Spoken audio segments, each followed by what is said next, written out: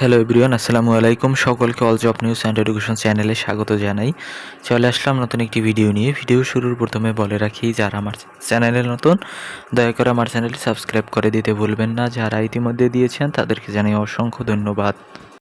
আজকে ভিডিওর বিষয় হচ্ছে অষ্টম এনটিআরসিএ শিক্ষা প্রতিষ্ঠান প্রদান নিয়োগের ভাইবা সংক্রান্ত আপডেট দিব আপনাদেরকে। দেখেন, আপনাদের ভাইবা কিন্তু শুরু হওয়ার কথা ছিল কিন্তু আপনার 10 তারিখ থেকে, মানে হচ্ছে চেয়ারম্যান আসবে এবং 10 তারিখ থেকে ভাইবা নেওয়ার জন্য সিদ্ধান্ত গ্রহণের কথা ছিল।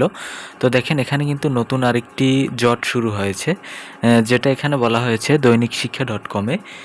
বেসরকারি শিক্ষক নিবন্ধন ও প্রত্যয়ন কর্তৃপক্ষের এনটিআরসিএ এমপিওভুক্ত শিক্ষা প্রতিষ্ঠান প্রধান ও সহকারী প্রধান নিয়োগ পরীক্ষার ভাইবা শুরু নিয়ে অনিশ্চয়তা তৈরি হয়েছে। শিক্ষা মন্ত্রণালয়ের নির্দেশনায় নিয়োগ প্রক্রিয়া নিয়ে তদন্ত বিষয় সামনে আসায় আপাতত ভাইবা কার্যক্রম থেমে আছে বলে সংশ্লিষ্ট সূত্রে জানা গেছে। তো এই পরিস্থিতিতে ভাইবা শুরুর প্রস্তুতি নিয়ে আজ সপ্তাহের শেষ দিন আর কোনো অগ্রগতি হয়নি। এমনকি ভাইবা কার্যক্রম শুরু না করতেও মৌখিক নির্দেশনা দেওয়া হয়েছে বলে জানা গেছে, যদিও আজ ভাইবার তারিখ চূড়ান্ত হবার কথা ছিল। তো দেখেন, এটা কিন্তু ভাইবার তারিখ চূড়ান্ত হবার কথা থাকলেও কিন্তু চূড়ান্ত হয়নি এখনও। তো হয়তোবা আরও কিছুদিন সময় লাগবে। অবশ্যই আপডেট কিন্তু আমার চ্যানেলে পেয়ে যাবেন আপনাদের ভাইবা কবে থেকে শুরু হবে।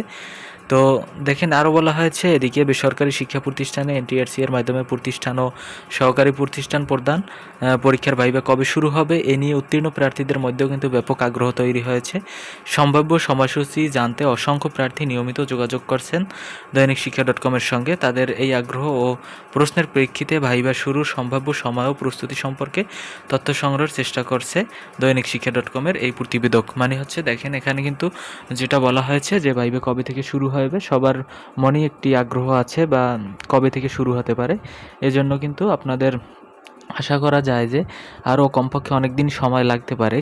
তো দেখেন, এখানে আরও বলা হয়েছে, শিক্ষা মন্ত্রণালয়ের একটি সূত্র দৈনিক শিক্ষা .com-কে জানায়, আগামী 10 মে থেকে প্রতিষ্ঠান প্রদান নিয়োগের ভাইবা শুরুর পরিকল্পনা ছিল। প্রাথমিক পরিকল্পনা অনুযায়ী 14টি বোর্ডের মাধ্যমে দুই শিফটে ভাইবা নেওয়ার প্রস্তুতি ছিল।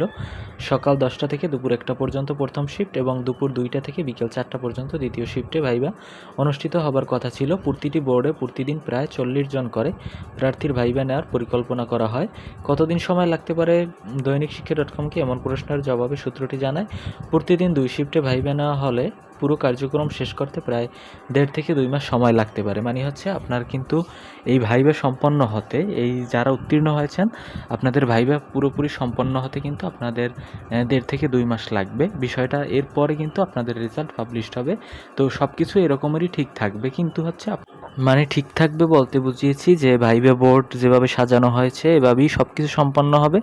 কিন্তু এটা কখন হবে? যখন আপনার ভাইবা পরীক্ষার ডেডলাইন দিয়ে দেবে। তো ভাইবা পরীক্ষার ডেডলাইন পর্যন্ত অবশ্যই আপনারা অপেক্ষা করুন বা প্রস্তুতি গ্রহণ করুন, পর্যাপ্ত সময় হাতে আছে।